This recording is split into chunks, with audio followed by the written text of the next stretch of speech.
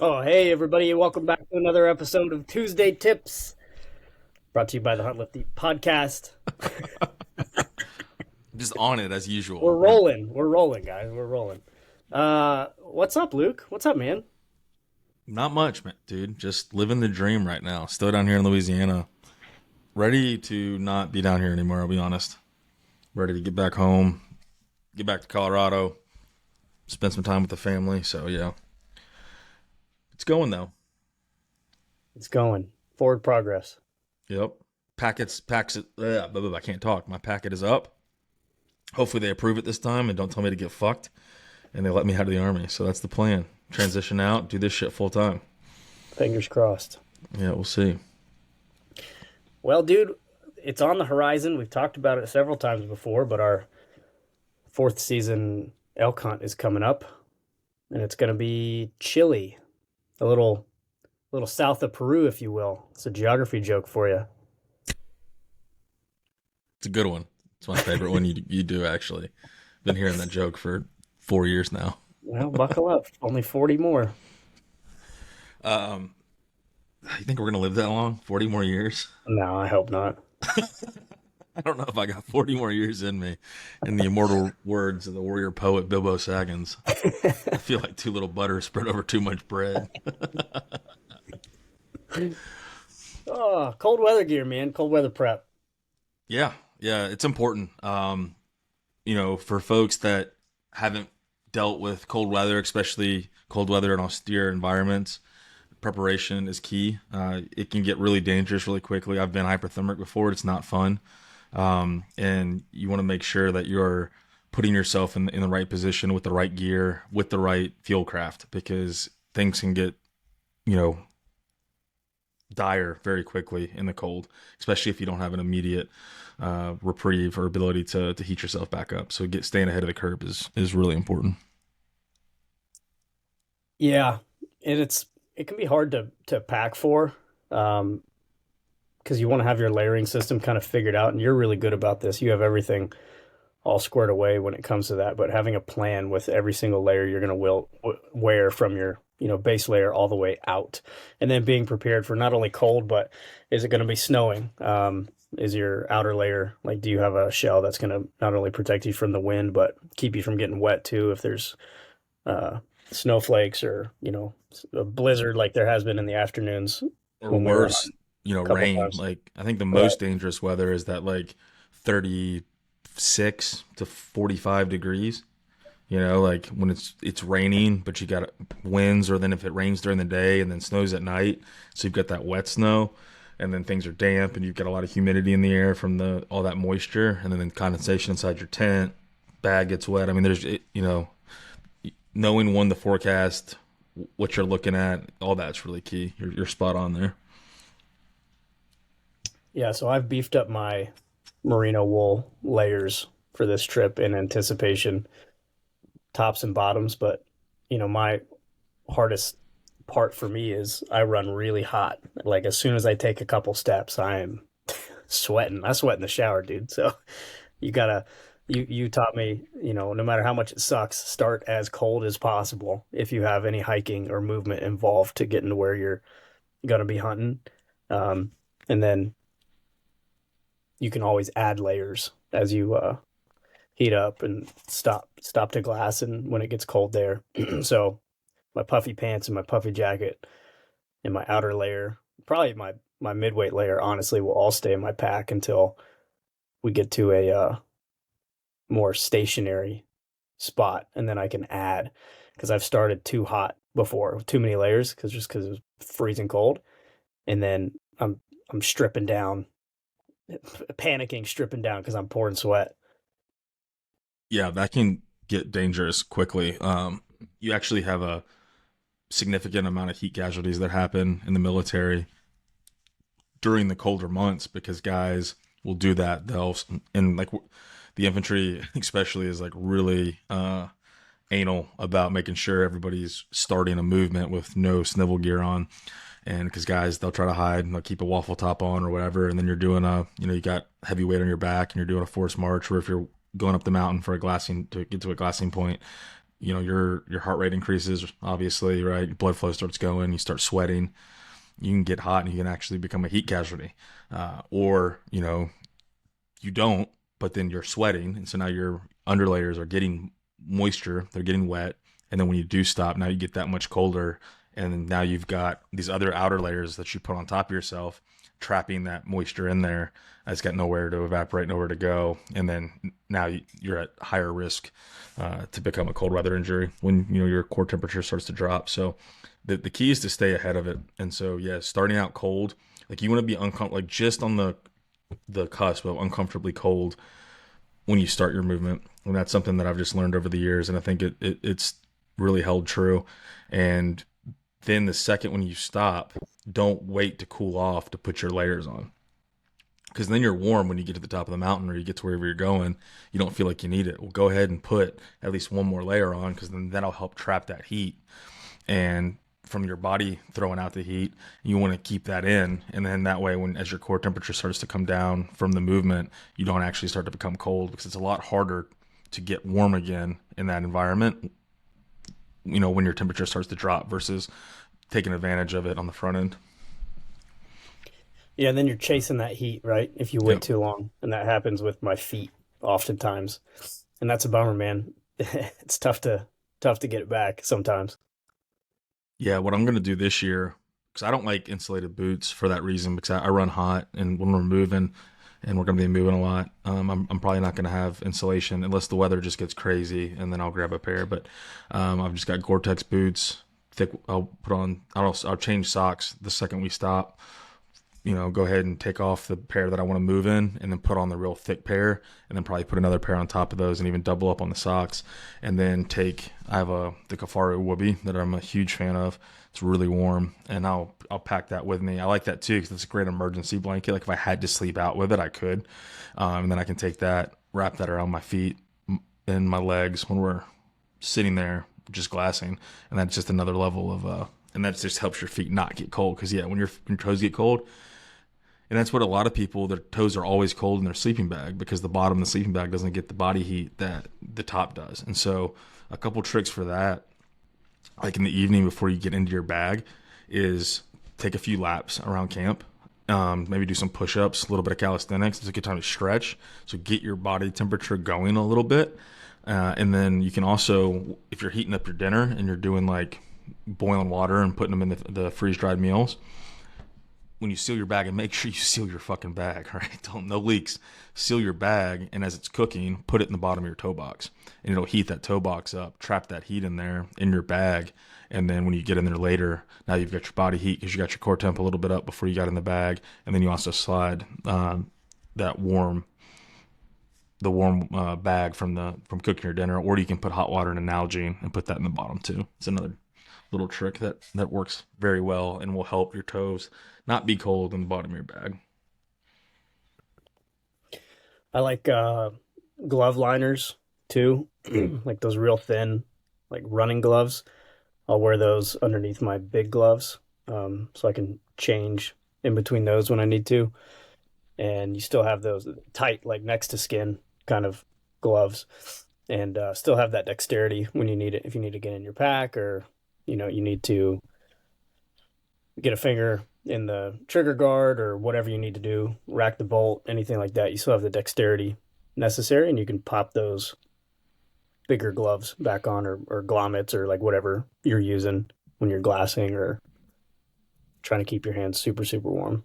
Yeah, if I'm gonna be in expecting like fairly extreme cold, I'll actually have three sets of gloves. I usually have multiple liners because it's easy to lose a glove, and they weigh nothing. I actually go for snowboarding and skiing gloves more than I do like the hunting gloves. The hunting industry, I think, is still behind the curve on a lot of the gloves, and so I'll use the glove liners, and then I'll usually have like a mid-weight ski glove that's like a shorter one, but it's just like a good one to move around in. And then if it's even colder, and then if we're gonna stop and be there for a while, I'll have a kind of one that goes up to like the forearm, big heavy duty, either mitten or glove, depending. I've got a couple pairs outdoor research ones that I really like, and those are toasty. And having that, the mittens are nice because now your fingers are keeping themselves warm. You don't have them segmented off individually. You've got them in there as a, as a group. So they kind of keep keep yourself a little more warm within the glove or the mitten itself, which is nice. Gators too, kind of serving in the same purpose. We've talked about them before, but shout out to Ian Corona. He sent me a pair of Gators for this trip. He heard me talking about it. Beefed up Gators keep the wet off of your pants legs and your boots. Leads to a more comfortable experience all around. Yeah, if you're post holing in snow, or if there's just muddy and moisture, or even early morning dew, and you get the base bottom part of your pants wet, the moisture will actually wick up your leg. And so it can wick up to your leg and then hit your socks and then wick down into your boots. A lot of people don't think realize that. And so keeping that seam from your pants into your boots is key. And if you get like a taller hunting boot, like a mountain boot, it looks a little goofy, but I actually blouse my pants into them and then put the Gators on over top of that. And so now I've got even more, and that way I don't have the bottom of my pants hanging down to where they're going to get into that moisture. Because you don't want that moisture to wick up, because that can get shitty really quick. And like, layering is just key. As we look at layering systems, everybody has like their own preference. Excuse me. I like to put a synthetic, really thin material that's going to be touching my skin because it'll wick better. Merino sometimes can hold moisture. I mean, it wicks, but not as well as like a synthetic, real thin base. And then I'll do my merino on top of that. And so then a merino layer, and then maybe like a pullover or some sort of shell that's like a soft shell. And then from there, you got your puffy top, puffy bottoms, and then your waterproof too that you can swap. If I'm not expecting really bad weather, I'll drop the shell and I can use my rain gear in that, as a windbreaker, as a shell. It's not as comfortable, but it just cuts out that extra, extra bit of kit there, because you have a little bit of redundancy. So it's just kind of, you got to pick your own poison. The key is to test it and to practice and figure out what you want. It'd be better to overpack on the front end and then learn what you don't need than going up there. I was on a hunt with a guy. Luckily it was September, but he was pretty ill prepared on his layering systems. And you really want to avoid cotton at all costs, because cotton has like wool can get wet and it still will keep you warm. It still has, thermal capability. Once cotton gets wet, it's fucked. And so you don't have that ability. And the other reason I like that synthetic for my base is because I do sweat, even if I have a few layers on. Then what I'll do is I'll actually take like my top, that top synthetic off, and then put my merino on when we're sitting in the glass, have that on my skin, and I can just hang that top and let it just have some breeze going through it, and then let it dry out before we're moving again, and then put it back on. And so like I like to play with it that way, to make sure that I'm not keeping anything that has any sort of moisture up against my body, because it just makes you colder. You'll just lose body heat that much faster. I like that. This probably isn't earth shattering either, but you lose most of your heat through your head and through your feet when you're warm. When my head gets hot, I take my beanie off to try and dump some heat. But thinking about orange laws in Colorado, I'll bring a beanie, orange beanie, as well as a orange hat, to stay legal in that aspect. I know Colorado takes that real serious. You have to have 5 million square inches of orange on. So when I need to dump heat, that orange hat can go on. So it's a little more breathable and not trapping as much heat once you really get moving. Yeah, and an underrated piece of kit for the cold weather is a gaiter for your neck, because you lose heat through your head, but you also lose a lot of heat through your neck. And when that wind is hitting your neck, it can chill your whole body. So putting a gaiter on, and then you can pull it up as a face mask too if the wind's getting really bad. Or just having it there. It's really versatile. You can use it as an overall head wrap. You can use it as just like almost like a headband, bandana type thing. So it's just a good, very lightweight. You can do a lot with them. So I'm a big fan of having a gaiter. I'm excited. I'm too, man. The other thing to think about is if you're spiking, is so there's a lot of really lightweight tents out there that are essentially just like tarps where you use like a trekking pole to tack them up, but you can still tie them down in their single wall. So the big issue that comes into play with single wall tents is the condensation. And so some of those tents, you got to be really careful on where your toe box is, because if you slide down, if you're at a bit of an incline and you slide and that water is condensing on the inside of your tent on that single wall, then you're going to be, you can soak that toe box. And it's the same deal where once that moisture hits, it's going to start wicking into the bag and the moisture will actually travel up. And so it'll, even if only a bit is touching, it can really skyrocket the amount of moisture that gets into the bag itself. That's why I actually usually go with synthetic bags, even though they're a little bit heavier and they're not as warm on a per pound ratio as down. But if your down bag gets wet, it's fucked.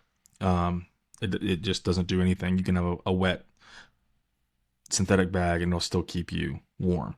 So I always look at, worst case, I'd rather have that. And then the sleeping pad, the ground will suck the warmth out of you rapidly. And so you want to look at the R rating of your pad. The R rating is like the measure of how insulated it is. So like for like our R4, R5, and that's kind of a good baseline, especially if you have a good bag. And I don't get crazy with my bags, right? A 20-degree bag is plenty for me, unless I'm doing something super. I've never been sheep hunting. I've never been, in Alaska in the dead of winter. Like it's not the hunts that I'm doing. Even if I know that there's even in negative 10, 15, 20 degree wind chill. If you're in a tent, you've got your bag. Well, then you just take your layering system and I'll wear my puffy suit in the bag. And that'll give me that extra bit instead of packing that heavier, bulkier bag. So a 20-degree bag, and then you got your down, puffy suit on inside the bag with a beanie on, with gloves on, because your hands sometimes pop out, right? That's big. And I always sleep in my bag with my beanie on, because you do lose all that heat through the top of your head. So does Cole because he doesn't have any hair. He has to layer up his beanie system.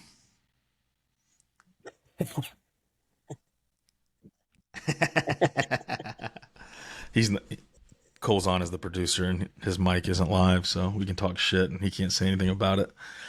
But yeah, it is important. It is important to be cognizant of your heat retention, but then also knowing when to take layers off and really knowing how to thermoregulate, because you can put yourself in a pretty bad position, because it's a snowball effect, right? When you start to go and you get hypothermic, and you need to know the signs, and you need to understand what you need to do, get moving. And it's the same thing with your partners.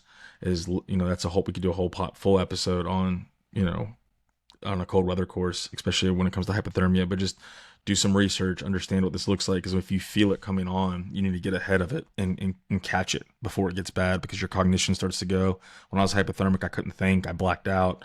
It's not a good situation.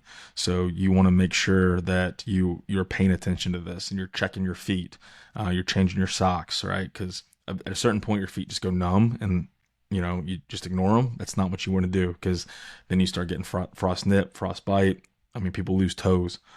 So you really want to be taking care of your body, taking care of your shit, making sure your boots aren't sitting out in the rain, making sure you don't leave the fly of your tent open to where everything's getting soaked when it rains. So, there's different tricks and things you can do. Unlacing your boots, airing them out a little bit.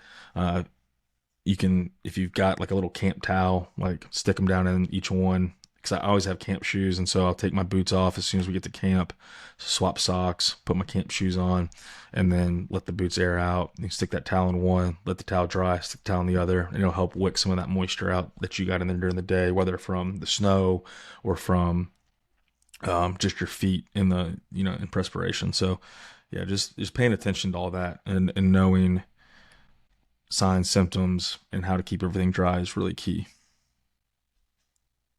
Yep, you want to be comfortable. That'll yield a better hunt all around. Yeah, and that's the thing to know too. When you look at your sleeping bag, there's like a survival rating and a comfort rating. So some bags will say, and you need to know this about the brand of the bag you're buying. Some bags, it'll be a 20-degree bag or a 0-degree bag. That's a 20-degree survival rating. That means it'll keep you warm enough that you're not going to freeze to death. But you might not be fucking comfortable. Might have a bad time. And having a bad night of sleep because you're so fucking cold is not ideal. So knowing what your bag's actually rated for, testing it in some cold weather where you're not on a 10-day elk hunt in the backcountry, or spike camping is important, because you don't want to find out those lessons when you're on the mountain, because that's how that 10-day hunt or that 5-day hunt turns into a 1-day or a 2-day hunt real quick.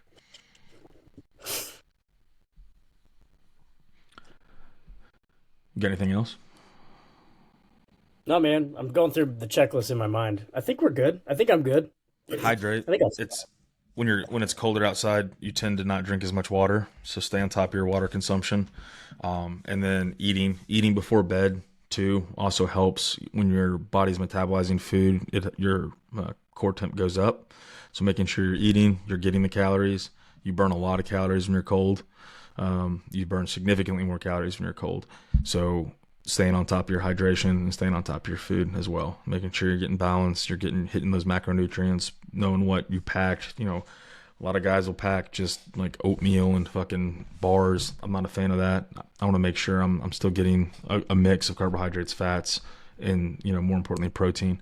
And your body, your core temp rises when you're processing protein. So consuming protein, so taking some protein powder, drinking a shake before you go to bed, that'll just fire your metabolism up, and it'll also help it'll also help with recovery while you're sleeping. So yeah, I think that covers it. I think that covers it, man. If nothing else, I'll sneak under your whoopee when we're up there. I have cuddled with several grown men when it's cold. Nothing's gay if it's under 40 degrees. It's the rule. That's science. Can't argue with that. Well, cool, dude. I think that rounds us out pretty good. Efficient. We're close, to the man. point. Yeah, we are close. We're almost a week away. Hell yeah. I'm going to the range on Friday. Make sure we're I all need to get squared back away. out to the range, get some distance. I'm real excited. Garrett's been seeing some good bulls and some good deer, so we should be in it. That's what I'm talking about. I haven't even checked the weather yet. We're probably can look at the 10-day forecast. Sunny and I have it 70. on I think the highs were like 50s, 60s when I was looking yesterday. That's not bad. But it's fucking the high country in Colorado, so that shit can change by the hour. That's the other thing. Don't trust the forecast. Don't pack for the forecast. If you know you're going to be at upper elevations, pay attention. Fourth Rifle late season hunts in the backcountry, in the mountains. We're not really going to be, we're in the backcountry. We've got a lodge. It's a primitive lodge, but it's hard walls. But we're going to be prepped to spike out too, because especially when you're elk hunting, you got to go where the elk are, and they might not be where we want them to be. So having that prep on the front end is important.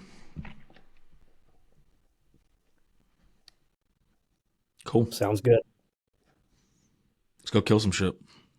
Let's do it, man. Let's do it. We'll check back in. I'm sure listeners, y'all will hear all about it.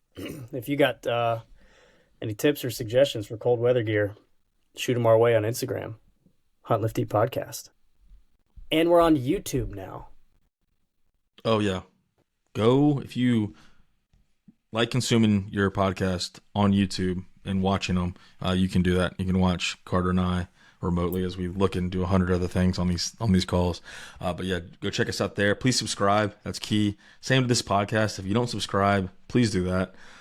We also launched the Fish Lift Eat podcast as a standalone, so go check that out.